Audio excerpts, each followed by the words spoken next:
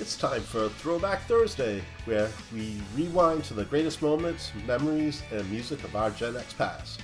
I'm Paul Stressner, and every week we revisit classic episodes, rediscover hidden gems, and celebrate the pop culture that shaped us. So grab your mixtape or fire up the VCR, and let's take a trip back in time. Welcome back to another Throwback Thursday. Today we're heading back to June 25th, 2020, when Roehling and I talked about one of the greatest sequels of all time, Aliens. And this was one of the most downloaded episodes of Return of the 80s, so that's pretty awesome. And at the time, I had just wrapped up a tough semester in my master's program for creative writing. And like everyone else, I was stuck at home. And so Dell and I took the opportunity to dive into James Cameron's action-packed follow-up to Ridley Scott's Alien. And we talked about everything from Sigourney Weaver becoming a true action hero to Bill Paxton's unforgettable one-liners to that legendary final showdown with the Alien Queen. So let's jump back to 1986, grab our pulse rifles, and revisit Aliens. Hey everybody, this is PJ Farley. And Steve Brown. And From Trickster. And you're listening to Return to the 80s. Crank it up, turn it up, and have fun.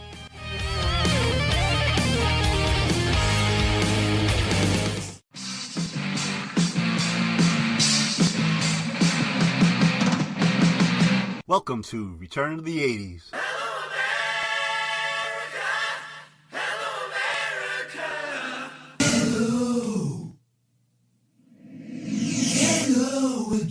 Hello to my little friend. Hello. My name is Inigo Montoya. You killed my father. Prepare to die. They're here. Here's Johnny. Hey everybody, welcome to a new episode of Return to the 80s. Paul here.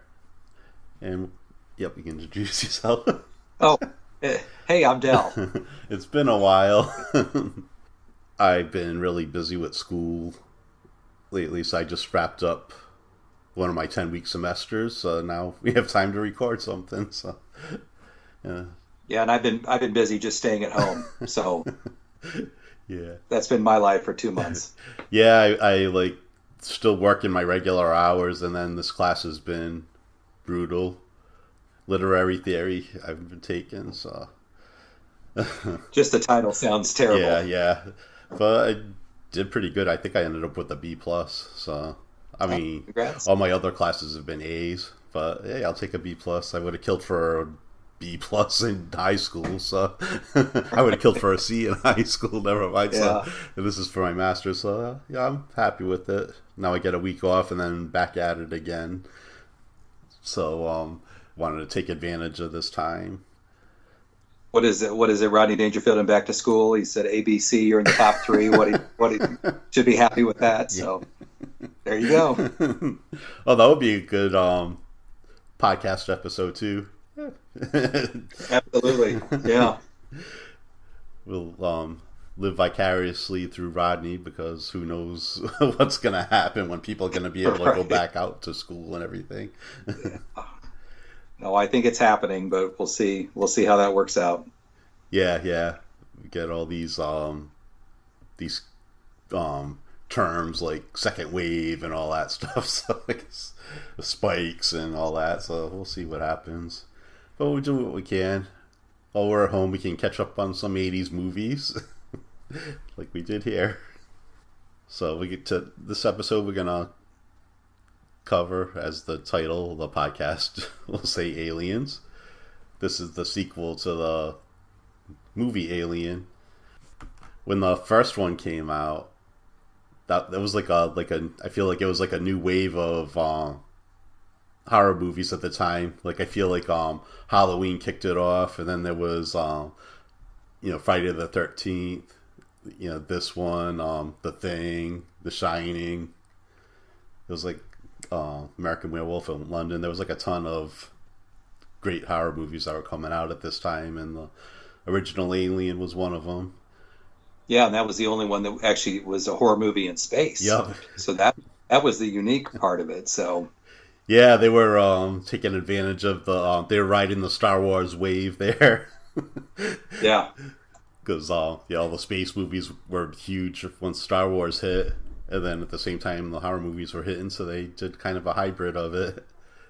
Yeah, and I forget what their tagline was. It was something about it's somebody like they can't hear you in space or something. Yeah. Nobody can. I forget what it was, but it was something along those lines. So they really in space nobody can hear you scream. That's right. That's what it was. Yes. I didn't even look that up. That's still ingrained in my brain, I guess. Yeah. Wow. Great memory. Yeah. Oh, the fog. That was another one. I'm coming up with all these. Oh, yeah. Yeah, and a lot of them have the John Carpenter theme to them, too, because you mentioned the Thing and Halloween and The Fog. I think that was John Carpenter also. Yep. Yeah. Yeah, and I think he did his own music for those. So, and then I just had a brain fart. Who directed the original Alien? Ridley Scott. Yeah, that's right. And the movie that we're covering today was directed by James Cameron. And did he rise to fame with The Terminator? I don't know if he did anything big before The Terminator. I think Terminator was his first big hit. Yep. And for Aliens, I feel like the original Alien, I felt like that was like more of like a horror movie. But this one, it feels like it's more of like an action adventure. Definitely two different films, really standalone almost. They both could, but yeah, the first one was more suspenseful. This one was definitely action filled. Yep. So this movie was released on July 18th, 1986. Let's see, it had a budget of $18 million, and then it says that the box office was between 131.3 and 183.3 million. I think they made their money back. Yep. And unfortunately, it spawned more sequels that probably shouldn't have been made. Yeah, so... well, luckily, those were in a different decade. So yes. we'll take credit for this one in the 80s. Yeah, another thing we could blame the 90s for ruining. Yeah, every time we have one of these podcasts, I look at the clock and see how long it takes for you to bash the 90s. That may be the record. This one may be the record. Yeah, it's not even about music. That's right. Well, I do love the 90s. I went to college in the 90s, so I do have some nostalgic things about that. But yeah, not music and not some movies. You're right. Although in the late 80s, there were some crappy sequels, like Caddyshack 2, Fletch Lives. Would you count Ghostbusters 2 in there, too? At the time, I didn't like it at all, but then I watched it again a few years later, and I loved it. Yeah. So. I don't think it's as bad as everybody remembers it to be. So. Yeah, no, I think it was really good. Even like Back to the Future, even Back to the Future 2 came out. I wasn't that crazy about that either. But then when I rewatched it recently, I liked it a little bit more because I feel like because they went back into like the timeline that Back to the Future took place, and it kind of felt like it undid a lot of the stuff that we grew up with, basically. So. Like when they went back to the 50s to the high school, and it was just weird. But I like it more now. But this sequel was really good. I put it right up there with the original, if not better. Oh, absolutely. Yeah. See, it stars Sigourney Weaver. She's like the one holdover from the previous film. And of course, we know her. She's like a legend.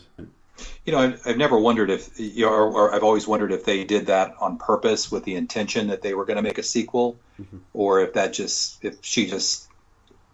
don't know why they decided to keep her and not any of the others. Yeah, I don't know, because there was The original one was, I think, 1979, so this is like 7 years later. Yeah.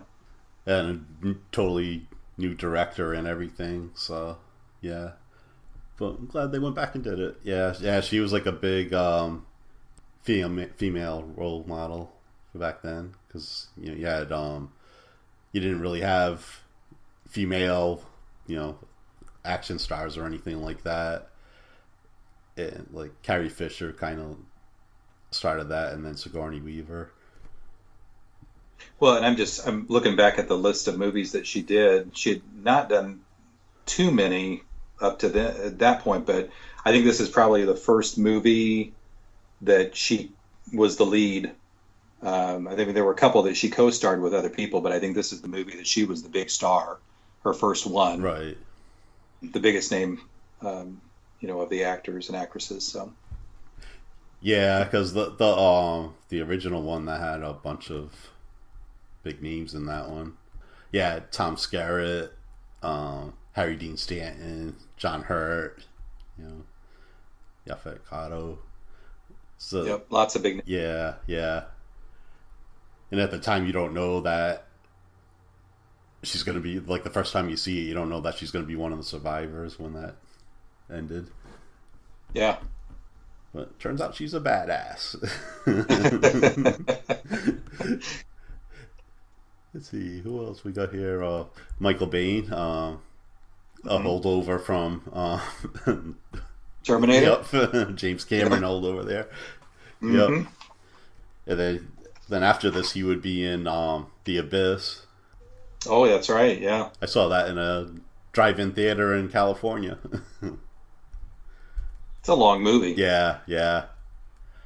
Let's see, and then of course Paul Reiser is Burke. Yeah.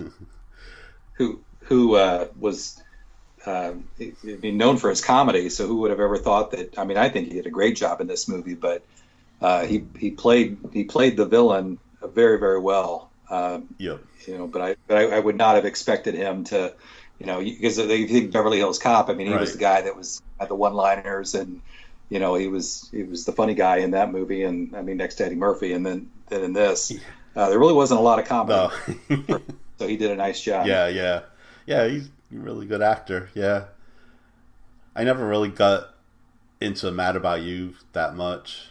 I'd catch episodes here and there, but he was in I don't know if it was the last season of Stranger Things or the one before that. I think he's maybe the past 2 seasons. He was in Stranger. Do you remember the sitcom from the 80s that he was in? Oh, was that My Two Dads? Yep. My Two Dads, yeah. BJ and the Bear. Yeah. I forget what channel, but they were running maybe Antenna TV or MeTV. They were showing old episodes of My Two Dads recently. So. Oh, really? I never watched it back in the 80s, and I turned it on, and I mean, it was typical 80s sitcom. Yeah. I mean, it wasn't bad, it wasn't great, but it was, it was kind of fun to go back and watch that. Yeah, that was one that I watched every week. Yeah, I had the lady judge with that voice, with that gravelly voice. Right. Yeah. Yeah, so that was good too. Yeah, and then see Lance Henriksen as Bishop. I know him from that show Millennium. Yeah, that was on Fox in the Was it the 90s that was on? Yeah. Was that that might have been, I don't know, was a spinoff of the X-Files? It was that type of show. Yeah, it had the same feel. Yeah, it might have been a spinoff of the X-Files. And Carrie Henn played Newt, the little girl, and that would be her only movie role. I think she ended up becoming a teacher in real life and everything. So yeah, she had a set of lungs on her. Yeah, she did. She did. Of course, 80s acting legend Bill Paxton. Yeah, the late Bill Paxton, sadly. Yeah, unfortunately. Yep, he was great. Let's see. I think those are basically the ones I know. It has William Hope as Lieutenant Gorman. He was like the leader until he kind of flaked out. And Ripley had to take over. I don't remember if he was in anything. I didn't recognize him. And Jeanette Goldstein was Private Vasquez probably one of my favorite characters in this. And Al Matthews, who's one of the commanding officers. I just read a fact about him. He was actually a Vietnam veteran. I think he was one of the first African Americans to get promoted on the field. He played a Pone, right? The sergeant? Yeah. Yeah. Yeah, he played it well. Yep. Yeah, I feel like the acting was really well done in this. Yep, so it kind of like starts off where the original left off, with Ripley floating in space. Oh, the cat was a holdover too. That's right. Yeah, we forgot about the cat. Well, I can't remember the cat's name. Forget. Oh, shoot. It'll come to me. I'll get it. Yep, so they end up bringing her back. So they find her and bring her back to the base. So it's like 57 years is the amount of time that has lapsed. Oh yeah, since the previous. Yeah, Jonesy is the cat. Oh, okay, Jonesy. But, yeah. Yep. So, like, even from the beginning, you could feel that Paul Reiser, he was like all nice to her and everything, but you kind of felt like he was being slick. There was something a little bit off with him. Yeah, kind of your typical corporate guy, comes in and real slick. Yeah, that was a big thing in the 80s too. All the slick corporate guys were always the bad guys in all these movies and everything. Yeah.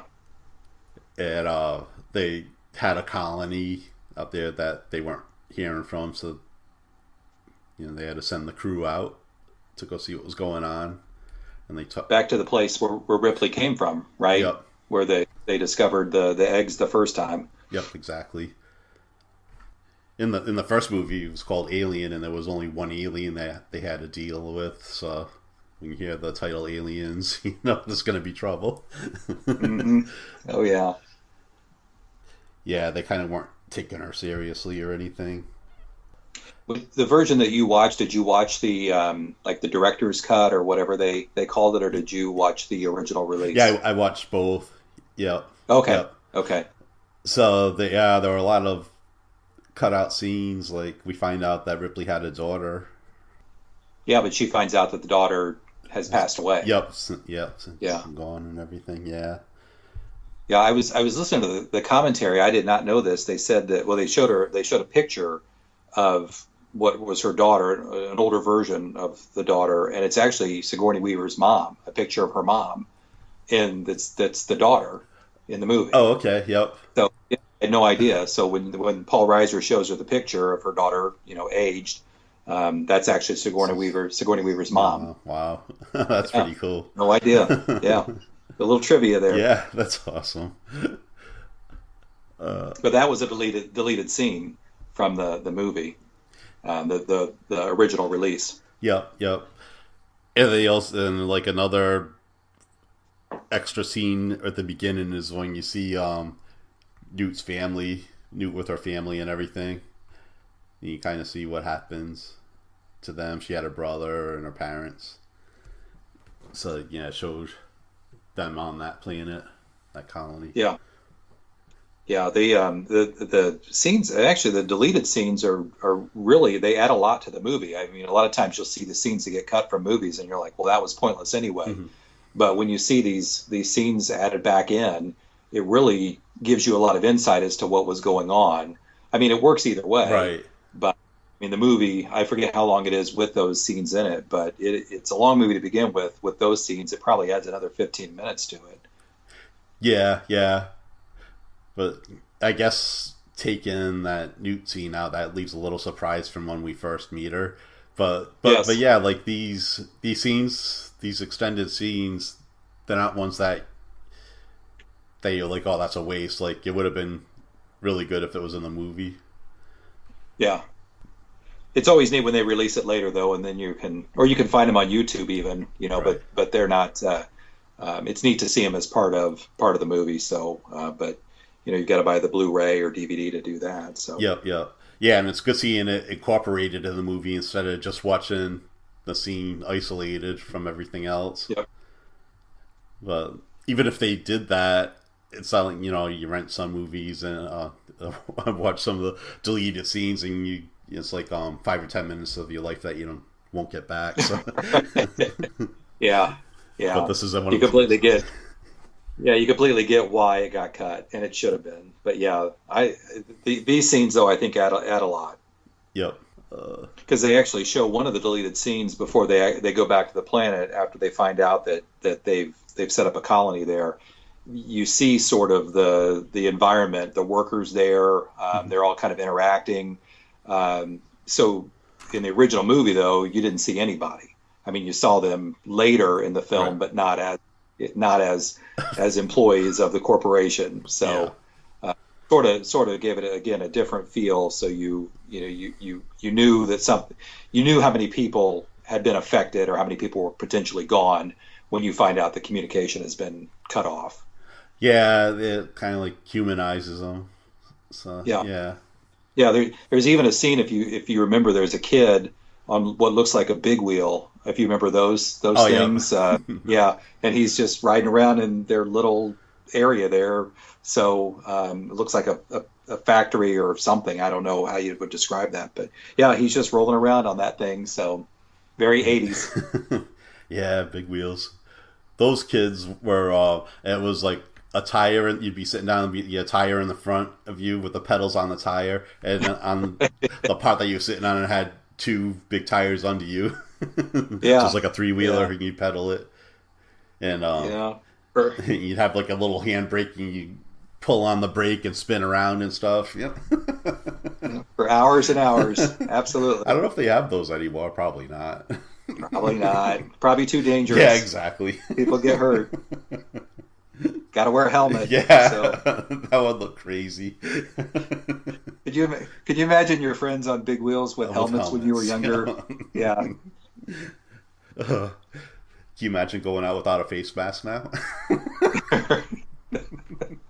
Oh, it happens. Happens all the time here. We'll just leave that alone. Yeah. So they arrived on the planet, and it took a while. Like, I was looking in both movies, you don't really see any of the aliens until like an hour into the movie in both of them. Yeah, it's in maybe that was intentional for suspense or what. Mm-hmm. Who knows? But yeah, you don't. And I don't even know if the original Alien. It may even been longer. It may have been a longer period of time than this movie. Yeah, for the actual one, yeah. Like the first one is when the face hugger got the John Hurt there. Yeah. Oh yeah. Speaking of, in the original there was like I'm forgetting the name, like an android that kind of went rogue. Oh yeah, the Ash was that was the character's name in the original movie. Yeah. So he almost killed Ripley. So then when Ripley was on this ship with the Marines, she saw that like one of the guys, Lance Henriksen, his finger gets cut, and she realizes that he's whatever the term is for them. So she wasn't too happy about that. No, she was not. So it took some convincing for her to calm down. And then, it was fun to see the camaraderie. Yeah, it gets easy to say. Camaraderie. Yeah, between all the people. I was reading that they filmed that scene last because they had all been working together for, filming for 4 months. So when they filmed that last, they all knew each other well and everything, so it came off on screen. Yeah, you could tell the camaraderie definitely, but it was a lot of jabs. Like they were all poking fun at each other and being kind of mean, but it worked. They were a team. Yeah, that's what happens in the military. I can vouch for that. Yeah, I think on the commentary that I was watching, they had said that was very typical of what took place in the Marines. That kind of interaction between everybody. Yep, exactly. Yeah. One of my favorite quotes was Vasquez was doing the pull-ups, and one of the guys says, "Have you ever been mistaken for a man?" For a man? No, no, have you? No, have you? Hey, Vasquez, have you ever been mistaken for a man? No. Have you? Oh, Vasquez. It's like so subtle, but it's great. funny. Yeah. Yeah. Yeah, I think that was that Bill Paxton that asked her that question? I think so. Yeah, I think so. Yeah. Yeah. Yeah, he was great in this. He was like a pain in the ass that you grew to love. Yeah. Yeah, so they shuttled over to the colony, and then they stumbled upon all the eggs, and just like in the original one, the alien popped out of the guy's chest. That happened again with one of the guys that was hanging there from the original colony there. So yeah, well, they find Newt before that, right? Oh yeah, because because she was like moving around. She was hiding. Yeah, because they land, and then they are very cautious because they don't know what to expect, and I think she darts across in one scene, and they start firing. Yeah, not knowing it's just a little kid, but then when they they kind of go back to wherever their area is, where they start talking about what they're going to do, and then they realize that I think they look at the sensor that they have, and they see all the like it looks like a bunch of people. I think they say it's a town hall meeting or something like that. Uh-huh. And then they go, and then that's where they find the person up against the wall. The chest starts popping out, and then it all starts going chaotic from there. Yep. They lost a bunch of people, and then the leader there, he like froze. So then Ripley had to take over, but she plowed through the what do you call that? Oh, where she takes over and just starts driving. Yeah, she goes in to save everybody. Whatever it was, and she slams through the wall. Yeah. Well, that was her big moment to like, somebody's got to take charge here. So, but I don't know how many times I've seen this movie. I bet I've seen the movie 20, 25 times, but every time I watch that scene, it's so intense and so well done. You sort of feel for all those people, because it's just mass chaos. They don't know what to do, where to go. They're telling them, they said don't fire in there because it could cause an explosion. So what are you supposed to do? And they're starting to lose all their the other people in their group. And so, but yeah, she does come in. She plows through the wall. She starts loading people up as best she can, and but yeah, that's a pretty intense scene, which I think sets the scene for later parts of the movie. Yeah, it actually felt like something that would happen in a war movie too, like the kind of the way Ryan and stuff. Yeah. Well, the way they filmed it, because they all have the cameras on, the body cams or whatever, and so you're seeing it from that standpoint, which I think adds to that intensity. Exactly. So, I'm sure the first time that I saw it, or maybe first time you saw it, it's sort of edge of your seat. Like, you don't know if they're all going to make it or not, but you're just seeing it from their point of view. So, very, I think it's one of the best scenes of the movie. Yeah, definitely. Yeah. Yep. Yeah, because it was like so intense, and then it had the payoff. It wasn't like one of those cheap jump scares that a lot of the horror movies have and stuff. It was like, yeah. Well, and the thing, I think at that scene also, we realized that like you said, it's not just one alien. It's as the title says, it's more than that. But they're almost like you're in combat. I mean, because they're coming out of the walls, or they're coming down from the ceiling, whatever. And there's just so many of them that it just, like I said, it just sets the stage for what their battle is going to be, and how many they're going to have to face. And I don't even think they had any idea when they left there how big of a mission this was going to be. Yeah, in the first one, look how much damage that one alien did. Now you have a whole bunch of them. Well, and the other thing too, if you remember, they're when they're up on the ship before they go down, to the planet, they're making jokes about this, like, oh yeah, we can, just tell me where it is, I'll take care of it, kind of thing. And they get down there, and I think the ones that survive, that's the wake up call for them, like, this is bad. Then they're taking it seriously at that point. Yeah, because Ripley was kind of pleading with them. Do you think they weren't taking her seriously because she wasn't military, or because she was a woman? Could this be like a feminist? Could be both. Yeah. Yeah. Yeah, interesting. It makes it kind of deep. Yeah. Yeah. Yeah. 30 years later, and we're still. I don't know. Do we still have those same issues? I don't know. See, then what else happens?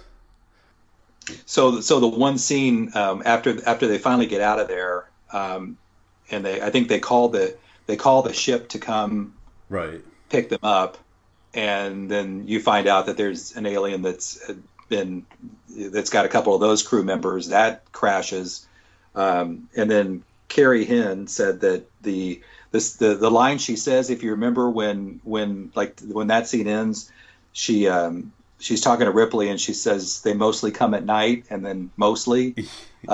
She said if she could change one line in that movie, like, she would get rid of that line, because I guess that's the line people have said to her for 30 plus years now. Oh, really? They harass her. Yeah. So she made some comment on the director's or the director's commentary, but yeah, she said her friends harass her about that to this day. We better get back, because it'll be dark soon, and they mostly come at night. Mostly. Yeah, but see, I think that's a good line that makes it like even more scary, because it's getting dark. It wasn't that when Bill Paxton started flipping out. Game over, man. Yeah. Was that when Game over, man. Game over. Game over, man. It's game over. Yeah, he's got a lot of good lines in this movie. Yeah. That's like one of the big '80s quotes, I think. Yeah, but then they regroup, and then they have to. I think the next part is that there's another ship that can come off of the bigger ship if they can just program it and tell it to automatically come down, or they'll they can signal it or whatever, and they decide that Bishop, the android, they'll send him out to do it. I think that's another Bill Paxton line. They're trying to figure out who's going to go. Yeah. And he offers, and Hudson goes, let Bishop go, or what? Like, he just completely throws him under the bus. Exactly. Fine, let it go. I'll go. I mean, I'm the only one qualified to remote pilot the ship anyway. Yeah, right, man. Bishop should go. Good idea. Believe me, I'd prefer not to. I may be synthetic, but I'm not stupid. But yeah, so and then you see that scene where he's crawling through the tunnel, and it's like the camera's right in his face. Yeah. Bishop, and so it's kind of almost comical a little bit, but he makes it out there and starts doing his work to get out there and to call the ship down. Yeah, it's kind of reminiscent of Bruce Willis in Die Hard when he was in the vent. Oh yeah, yeah. Well, this came first, so yeah. Yeah, maybe there was something to that. Yeah, this one seemed more claustrophobic though, because I think he had like a longer way to go and everything. And I think at the same time, that's when Ripley starts figuring out Paul Reiser's character Burke, that he is pretty much a slime ball. What his intentions were, that he wanted to get one of the creatures back or something and make money off of it, or look like a hero to his company or whatever. Yeah, because they had two of them stored still alive in like a glass cylinder in one of the rooms. Yeah. So they wanted to take them back, and so that way they can use them as weapons, I think. Yeah. So I think Ripley then tells him, "I know what you're doing, and I'm going to let everybody else know what you're doing." And then, of course, we see the scene where they fall asleep in the medical lab, and then the creatures are let loose with nobody there to help them in the room that's now locked, thanks to him. Yeah, and they can't get out. Yeah. Yeah, and then they're trying to plead to get out, and he sees them on the monitor and turns the monitor off, so nobody else will know what's going on. Yep. So real good guy, real good guy. But he played it well. Yep. Yeah, because what would happen is, like, if his plan worked, they would have gotten Newt and Ripley, like they would attach themselves and then, implant themselves into them, and then they'd be able to bring them back. Yeah. Yeah. So. But I forget. Well, she sets off the fire alarm. Yep. That's what she does, and then they bust through the window and are able to save both of them. And then now everybody knows what Burke has been doing. So, and again, I can't remember the lines, but you've got Bill Paxton with another couple of good lines about what they could do to Paul Reiser. But yeah, and then I think right when they're about to take care of him, the power cuts out, and then now they realize that the aliens not only are that they could hurt them, but then at the same time they're smart yep. and they know how to cut the power. So yeah.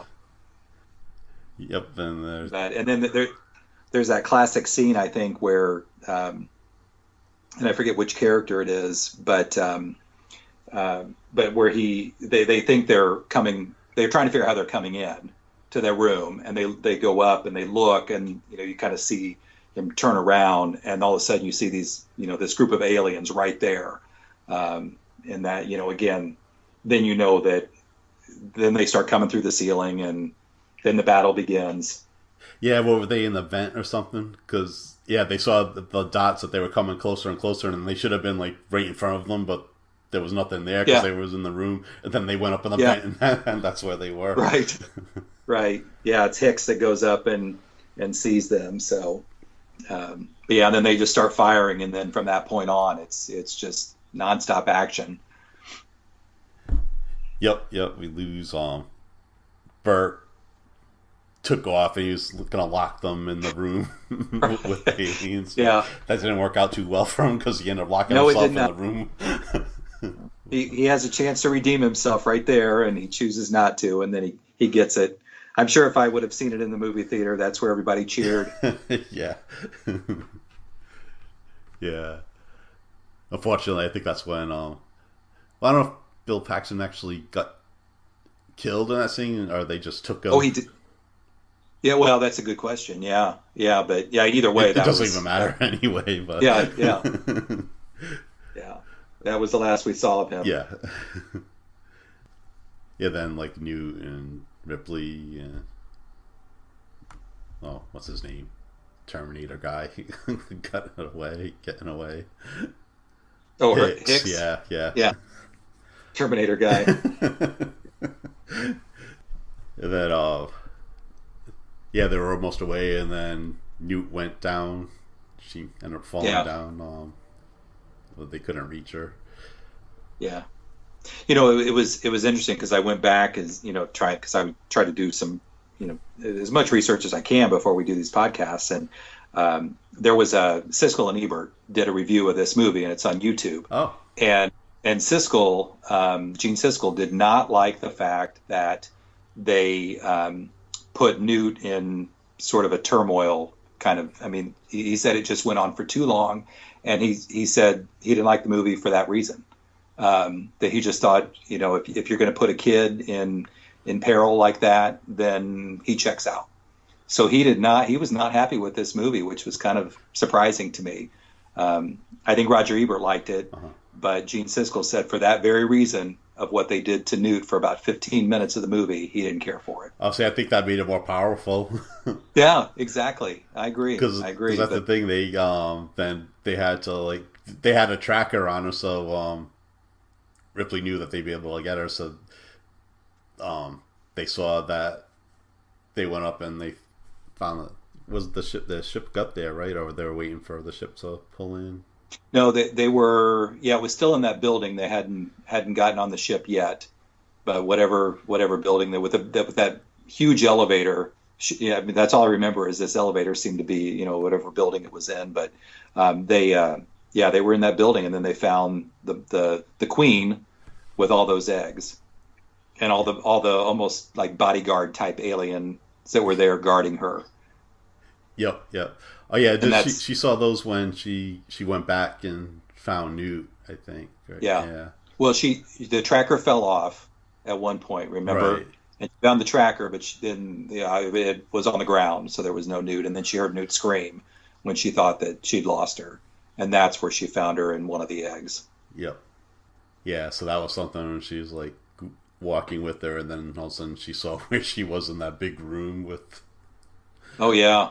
All the eggs, and then the queen, and, the big baddie. That great scene where the camera just pans up, and this humongous alien creature there. You can see the eggs going down the chute and everything. Right. It's kind of disgusting, actually, but maybe that was they wanted that for effect.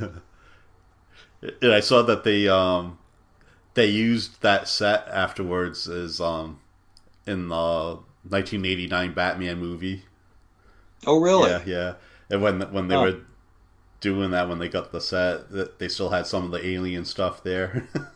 So it's kind of like a little fun fact there. Do you know what they used that for? What in Batman was it?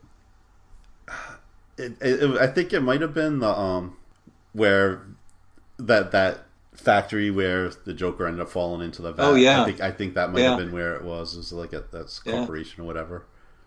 That makes sense. Yeah, Ajax Corporation. Yeah, that's it. Yep. Okay. Yeah, it's been a while since I've seen that movie too. Yeah, I don't know how I remember that, but I remember it. Yeah. Yeah, so that was interesting. Yeah, so that then she blew the hell out of that place. That's a great scene. Yeah. She had her on fire. I'm losing my words today. It's like from being burnt out from school, I guess. Everything. I relaxed for a second. Everything just fell out of my head. The blowtorch is like a giant blowtorch. She had. Yeah, I don't know if it was James Cameron or who it was, but somebody on the commentary had said that she was liberal and anti-guns, and so I guess that they went out and had a training session with her, and she ended up actually enjoying being able to shoot a gun. So it showed in the movie. Yeah. Definitely. She was that was probably the best scene of the movie right there. Yeah. Yep, she was a badass, yeah. And then they had to like get away. Then they got on that. What they were waiting for the typical elevator, typical trope in a movie, waiting for the elevator. Yeah. And then just when they thought they got away. Yeah, and then she finally gets up to the top with Newt, and the ship's not there. Yeah. So, yeah. And then the alien, the queen, now she's coming, she goes up the other elevator, yep. And now she makes her entrance onto that level that they're on, and the ship shows up. Yeah. And they escape, at least from the planet they escape. Yeah. Because they hit, did they set, I think they set self-destruct on there, right? Are they the ones that set the planet. That? Yeah. Yeah. Yeah, they only had a certain amount of time to get there, so to get out of the zone. And then they made it just when you think the movie's over, typical horror movie fashion. The bad guy's back. Yeah. The alien hitched a ride in the landing gear. Yep. So they got the shuttle and they took it on the ship where they were going to leave from. That's what happened. And so then it hid in the landing gear, so then it got out. And then that was like, that whole scene is iconic. And the aliens going after Newt. And Sigourney shows up again. Yeah, I think Ripley had her hide, and then but then the alien was just about to get her, and then out comes Ripley, and probably one of the most classic scenes of the 80s in that. What kind of suit was that? It was like a cargo loader. I think that's what. Yeah, she was. Yeah, she was in. Yeah. Yeah, and then so then you slowly see the garage door open, and then you can see the cargo loader as she's in it. And one of the biggest quotes of the 80s, I think, "Get away from her, you bitch." the way she said it was like so intense. Get away from her, you bitch. Yeah, I think I might have seen it on YouTube or something. It showed it in a theater where they were showing the movie, and when that scene happened, the whole place just blew up, cheering and everything. Oh yeah, yeah.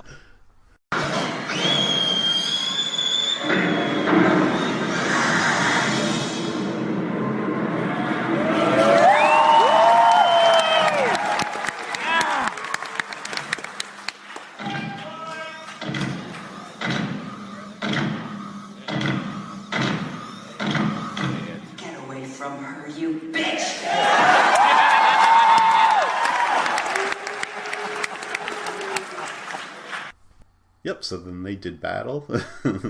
That was interesting too, fighting the well, yeah, and you think that the alien's going out the space chute or whatever, and then it grabs her one last time. Yeah, you know, it's like, oh my gosh, is this it's relentless. Never gonna end? Yeah. And then just like in the original one, it got tossed into space. That's right. Oh, in the meantime too, I forgot what's his name? Bishop got torn in half. Yeah. But being an android, he was still alive. So. Well, and at that point, Hicks is still alive. Oh, right, yeah. They got him off the ship, or off the colony, and you think they would set it up for Alien 3. You know, you'd have Newt, you'd have Hicks, you'd have Ripley back. But that's not what happened. Yeah, don't watch Aliens 3. Yeah, I think when I watched Alien 3 the first time, and I found out that I found out who the characters that came back were, I was like, Yeah. You know, I mean, I like Sigourney Weaver, but you were kind of hoping that it would just be a continuation of that story somehow. But yeah, that would have been better. Not to be. Yeah, was not meant to be. So then they put themselves in the hypersleep or whatever, just like in the original, and off they go. And that was it. Yep. Yeah, what a great movie it was, really.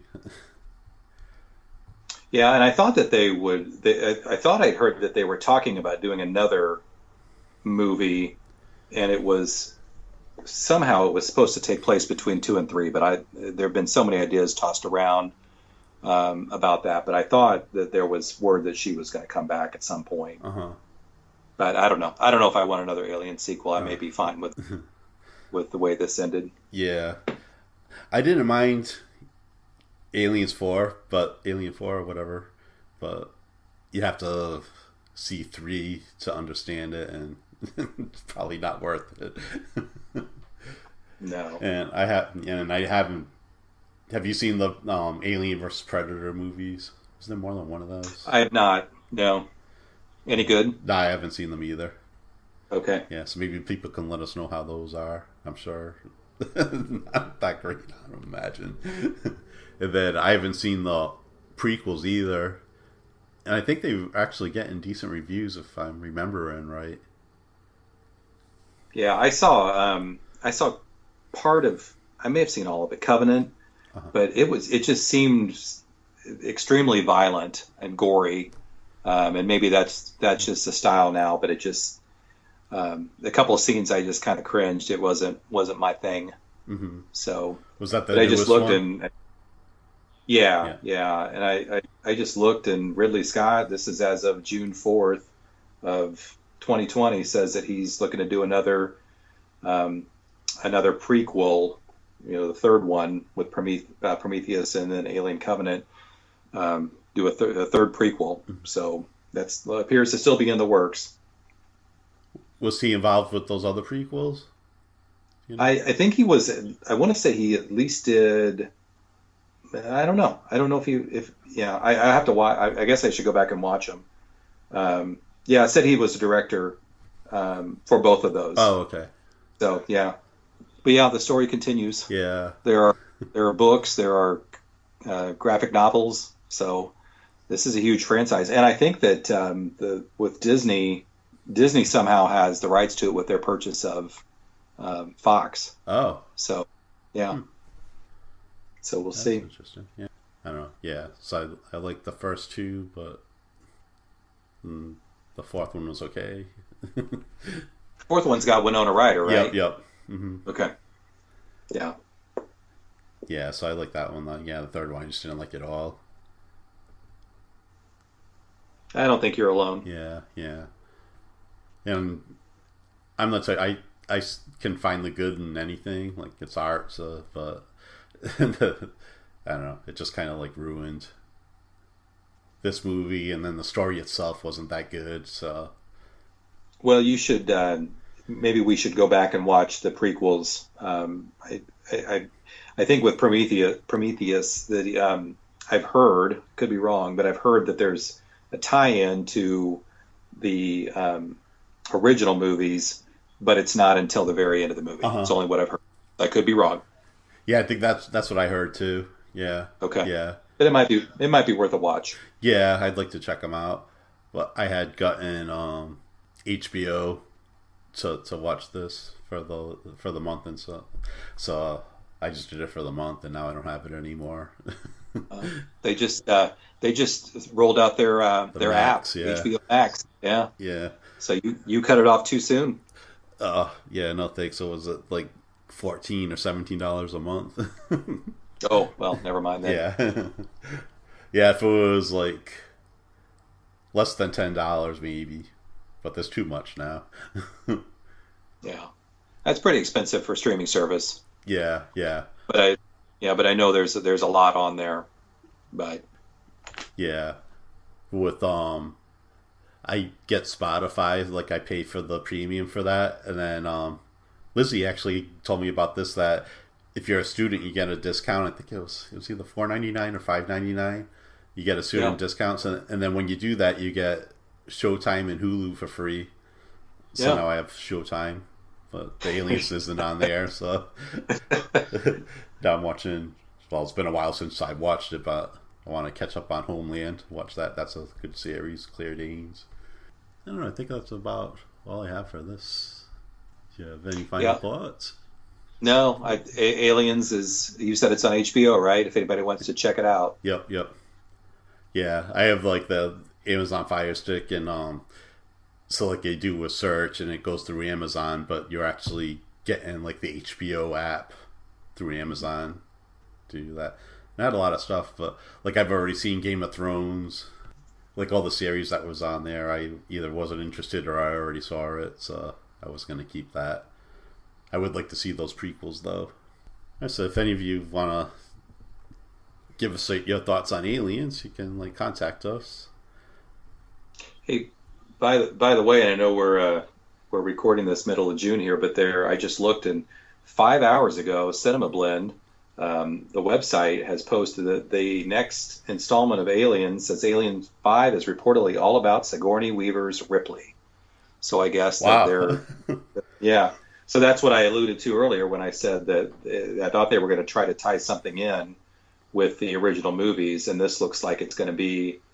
I mean, it could change, but it looks like maybe some sort of backstory about her. It says that it's not a continuation of the franchise, or it isn't just a continuation of the franchise, but a continuation of Ellen Ripley's story. So yeah, I'd go see that. Yeah, definitely. Yeah. Huh, that sounds awesome. All right. I don't know how they're going to do that now, because she's 70, maybe, something like that. Well, they said that they continue in it, so she can be older. Yeah, that's true. Well, no, she's still good. She was just in the Defenders, not the Avengers, but the I think it's the Defenders with Daredevil, Iron Fist, Jessica Jones. It was on Netflix. They had like all the Marvel superheroes, like the lower tier ones. There were great shows, like the Daredevil like kicked it off, and it was like huge hits. Then they ended up kicking off other franchises, Jessica Jones, then Iron Fist, and Luke Cage. and then each had their own series, and then they end up combining them. It's kind of like with the Marvel universe. So then they combine these, and I think it was I should look. I think it was the Defenders, and Sigourney Weaver was in that. She was a big baddie in that one. Yeah, she's doing the Avatar movies too. Oh right, yep. There's going to be a bunch of those, and she's in the Ghostbusters movie also, so she's still busy. Yep. Yeah, it's the Defenders she was in. It's on Netflix. Yeah, I see that. Huh. Okay. Yeah, so she was good in that too. Yeah. So she's still kicking it pretty good. Yeah, she's 70. She'll be 71 this year. Wow. Yeah. So, impressive. Yep. Oh, so that'll be cool if that 5 becomes a reality. Yeah, and it did. As I looked further in the article, it did say that originally it was supposed to pick up after this movie, after Aliens, but now it looks like they're gonna do something, solely with Ripley and her story. Mm-hmm. So, but again, it could change. But for now, it's exciting that they're even considering it. So yeah. I don't know. I saw that that preview for the new Bill and Ted movie. Now I kind of wish I didn't, because now I'm not so sure about it. Oh, come on. I don't like seeing them like that much older and still talking the same way, still acting the same way. Yeah. Did you see them do the San Dimas, the high school where they with the commencement, the virtual commencement, Oh, no. they interrupted something? Yeah, you should pull that up. And they did their own, congratulations and best wishes to the class. Uh-huh. So it was kind of neat. Both Keanu Reeves and Alex Winter.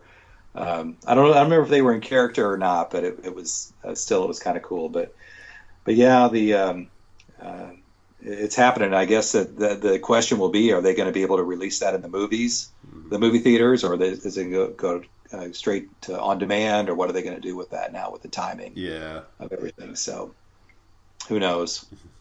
Yeah, so you won't see it? Oh no, I'll still see it. Yeah. Okay. Now I saw I think I saw the storyline of it, like the plot of it. It seems really interesting. It just looked odd. I guess I'll have to get used to it, seeing them looking that much older and still. It's like 18-year-olds and 50-year-old bodies. Yeah. But yeah, it seems like it might be good though, so we'll see. But yeah, I'll see that. Yeah, we're missing out on a bunch of them. There was Top Gun that was going to be coming out, the Ghostbusters. Mm-hmm. So yeah, hopefully we'll still be able to get to see those. Oh, and I think Cobra Kai it's going to be on Netflix now. Has that been announced? They're leaving YouTube, is all I've read so far. So, yeah, shoot, I think I heard it was Netflix, but I'm not positive. Okay. I probably shouldn't be saying anything. But yeah, there is a service that picked it up though. Yeah, and there is speculation also that the first 2 seasons would be available. Whoever picks them up, so you'd have all, when they launch season 3, you'd get all 3 seasons there. Because YouTube did for maybe 2-3 weeks, they had all of the 2 seasons you could watch for free. Yep. And now you have to pay for it. And I don't know that YouTube is offering much more to entice people to pay. So I think there was some hesitation for people to pay for the series. So if you haven't seen it yet, you've seen both seasons though, right? Yep. Yeah, I mean, it was a huge surprise. Like, I thought, this is going to be awful or cheesy or whatever, and I thought I'll just watch it for nostalgia purposes, and it really, really was good. So good, yeah. I was surprised. That everybody that I've talked to that saw it, they've said the same thing. And it's interesting that your feelings for the characters in the film are not the same feelings you have for the characters in this TV show. Yep. So I don't know if you experienced that or not, but yeah, same exact thing. Yeah. Yeah. So, and we'll just leave it at that. But it's I'm looking forward to season 3. I thought the series was very well done, and And yeah, I'd watch it when it comes back. I'm going to watch all 3 seasons. Yeah, definitely. Yeah, there's like a pretty awesome cliffhanger at the end of the second season. Yeah. So yeah, and it's just like filmed really well. I like the look of it and everything too. It's so good. And speculation that Elizabeth Shue still may make an appearance. So, yep. Who knows? Yep. Yeah. So yeah, I recommend that if you haven't seen that yet. So I don't know. I think we'll wrap that up for now. Do you want to tell people how they can contact you if you want? Yeah. Well, I'm still on a hiatus from the radio show, but when we get going, most likely sometime in the fall, hopefully, the radio station is WEDM. We have our own app, or you can, I think Radio Deck is the app that you just punch in the call letters and you can stream the show. But 8 a.m. and 8 p.m. Saturday and Sunday. In the meantime, you can go to facebook.com, WEDM 80s at 8. Paul does a great job of promoting the website and the show, so I appreciate that. But posting stuff throughout the week on music and any 80s related news that comes up. And so that's my plug. And I'll hopefully be back on the air here in the next, 3-4 months. Yeah, that'll be great to be back. All right, and then you can find me at Return of the 80s on Twitter and also on Facebook. And then the website is rtt80s.com. And Dell's the one that's basically keeping that alive with the Remember That song. I've been slacking with my quotes of the day, but maybe I'll get back to that now that we'll see how this next class will be. Hopefully it won't be as brutal, so I'll have more time to come up with stuff. But yeah, thanks, Del, for doing all that. My pleasure. And we hope you've all been enjoying all the lyrics and everything and keeping that going. All right. And I think that's about it. So until next time, we'll see you later. Thanks, everybody. And remember, Be excellent to each other. And party on, dudes!